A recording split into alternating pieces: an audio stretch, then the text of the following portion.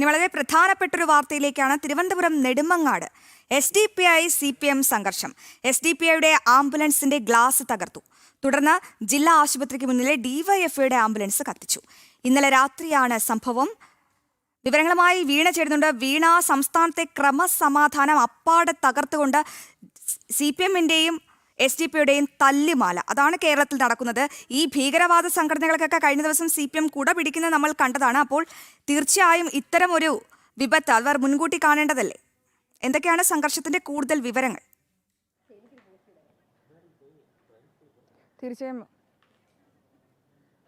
തീർച്ചയായും അശ്വതി, കഴിഞ്ഞ കുറച്ച് നാളുകളായി തിരുവനന്തപുരം നെടുമങ്ങാട് ഭാഗത്ത് ഇത്തരത്തിൽ SDPIയും CPMും തമ്മിലുള്ള സംഘർഷം രൂക്ഷമാകുന്ന ഒരു സാഹചര്യമാണ് ഉണ്ടായിരുന്നത്.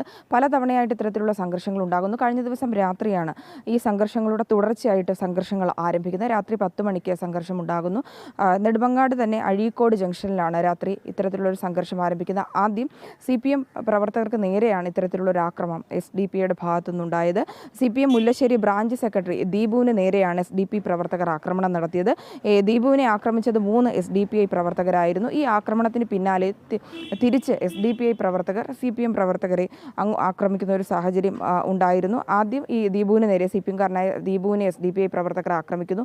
ഈ ആക്രമണത്തിന് തിരിച്ചടിയായി CPM തിരിച്ചുള്ള ആക്രമണം നടത്തുന്നു. തുടർന്ന് ഈ SDPI പ്രവർത്തകരായ 2 പേരുടെ വീടിന് നേർക്കാണ് CPM പ്രവർത്തകർ ആക്രമണം നടത്തിയത്. നാദിർ ഷായുടെയും അതുപോലെ തന്നെ SDPI മറ്റൊരു പ്രവർത്തകൻ സമദ്, ഇവരുടെ 2 വീടിൻ്റെയും നേർക്ക് ഈ കല്ലെറിയുകയും ഒപ്പം തന്നെ ജനാലകളും പൂച്ചട്ടികളും ഒക്കെ തകർക്കുന്ന ഒരു സാഹചര്യമുണ്ടായി. ഇത് CPM പ്രവർത്തകരുടെ നേതൃത്വത്തിലാണ് ഈ ഒരു ആക്രമണം ഉണ്ടായെന്നാണ് നമുക്ക് മനസ്സിലാക്കാൻ സാധിക്കുന്നത്. അതുമാത്രമല്ല, SDPIയുടെ ആംബുലൻസിൻ്റെ ഗ്ലാസും ഈ ഓൾട്ടോ കാറും പ്രവർത്തകർ അടിച്ചു തകർത്തു. SDPI പ്രവർത്തകർ അടിച്ചു തകർത്തു. 10 മണിക്ക് ആരംഭിച്ച ഒരു സംഘർഷം മണിക്കൂറുകളോളം നീണ്ടുനിന്നു. രാത്രി 1 മണിയോടുകൂടിയാണ് നെടുമങ്ങാട് ആശുപത്രിക്ക് മുൻവശം പാർക്ക് ചെയ്തിരുന്ന DYFIയുടെ മേഖലാ കമ്മിറ്റിയുടെ ആംബുലൻസിന് നേരെ തിരിച്ച് SDPIയുടെ ആക്രമണം. അങ്ങനെ ഏറെ നാളുകളായി തിരുവനന്തപുരം ജില്ലയിലടക്കം ഇവർ തമ്മിൽ, അതായത് SDPIയും CPMും തമ്മിലുള്ള ഈ ഒരു സംഘർഷം, ഈ ഒരു തല്ലുമാല ഇങ്ങനെ തുടർന്നുകൊണ്ടിരിക്കുകയാണ്. ഇതിൽ രാത്രികാലങ്ങളാണ്. അതുമാത്രമല്ല, കഴിഞ്ഞ ദിവസം ഇന്ന് ഇപ്പോൾ ദീപാവലിയാണ്. കഴിഞ്ഞ ദിവസം നോക്കിക്കഴിഞ്ഞാൽ കഴിഞ്ഞ ദിവസങ്ങളിലടക്കം ഈ മറ്റിടങ്ങളിലൊക്കെ ദീപാവലി ആഘോഷങ്ങൾ നടക്കുന്ന ഒരു സാഹചര്യം കൂടി നിലനിൽക്കുന്ന ഒരു ഘട്ടത്തിലാണ് ഇത്തരത്തിൽ തുടർച്ചയായിട്ടുള്ളൊരു ആക്രമണങ്ങൾ ഉണ്ടാകുന്നത്.